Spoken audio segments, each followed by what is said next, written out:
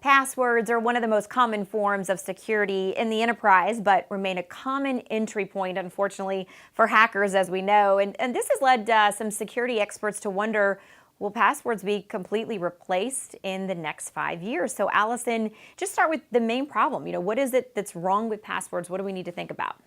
So passwords are a really common way that hackers can get into your corporate system. A recent report found that millions of professionals and consumers are still using passwords like 1234, QWERTY, password, despite knowing that these have all been hacked and these are a really easy way for people to get into all of your data.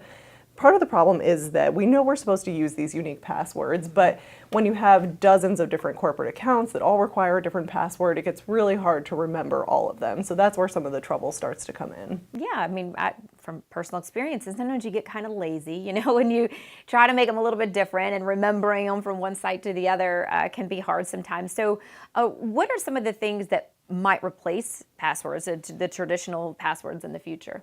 Yeah, so some companies are already starting to look to replacing traditional passwords, including Microsoft, really turning to things like biometrics in particular. So fingerprint scan, retina scan, we know that we're getting more and more used to using those, and it's likely that we're going to see those more in the future instead of something like typing in a code or a word or a series of things.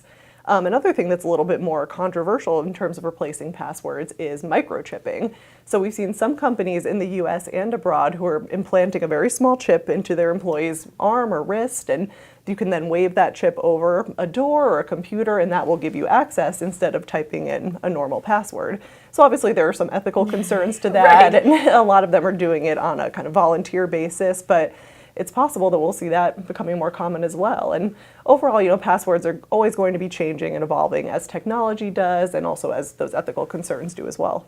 Yeah, just flashing your arm seems like something out of a movie, but It does. The future is here. yeah, it definitely is. All right, well, for more on Allison's article and passwords in general, make sure you check out Tech Republic.